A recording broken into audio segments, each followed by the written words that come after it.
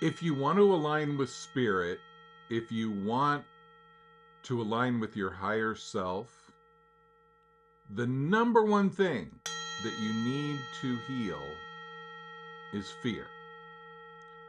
You see, fear is the master negative emotion. And all other negative emotions are just aspects of fear.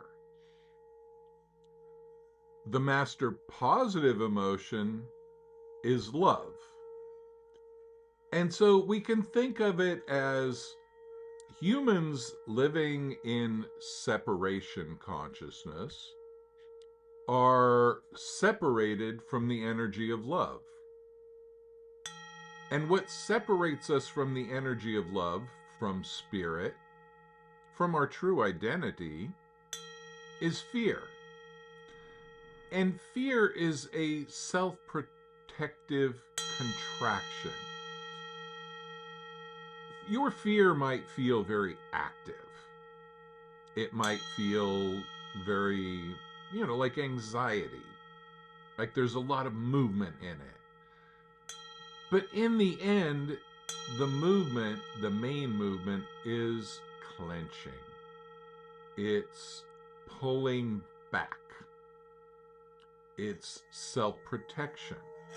You see, spirit just flows outward with love, and that is your true identity. Your true identity is spirit. And it doesn't worry about criticism.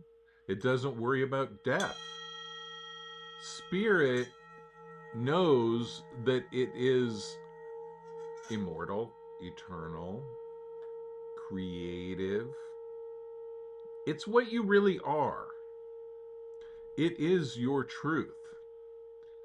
And so healing fear is a prerequisite to getting to spirit. Any amount of spiritual acceleration that you have then will kind of automatically trigger whatever fear that you have left inside of you. And it's very common as you ascend to the next level, the first thing that you might notice when you are approaching that level is fear. And you might incorrectly think that fear is telling you something. It's giving you a message to back off, for example. Don't go there, it's dangerous. But what it's really doing is it's showing you where you're blocked. It's showing you the limits that you currently have. And those limits are based on the fear that you hold. If you're afraid of criticism, for example, you cannot have a pure voice.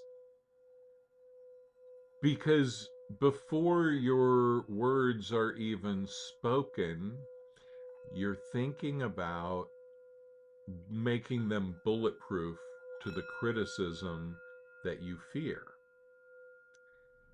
If you fear punishment, if you fear ridicule, anything like that, well, it constrains your communication. If you are a creator, if you are an artist of any kind, if you depend on your creativity for your livelihood, which many of my clients do, then releasing the fear is really important. And here's a funny thing, and I'll probably make a whole other video just on this. The fear of releasing the fear and then going berserk because you're not constrained by the fear. That's a big one. But what happens is that people think, well, if I become fearless, then I'm going to do a bunch of crazy stuff, and then I will get humiliated and rejected and punished. So I need my fear as protection. In the end, that's what fear is always saying. Fear is always saying, you need me to keep you safe. Without me, you're dead. You're rejected. You're shamed. You're humiliated. But the fact is, you're a spirit beaming love. And it might be beaming through a lot of blockages now, but we can remove those. And in the end, it is possible to just be love. Now, you're always going to have the fear of the body. If you're underwater too long, you're going to fight to get to the surface to get to air. If a bus is coming at you, you're going to jump out of the way, hopefully. But let's not confuse that instinctive level of physical preservation fear with the neurotic fear that most people are living in 24/7 to some degree. So, yeah, healing fear is the most important thing you can do to ascend.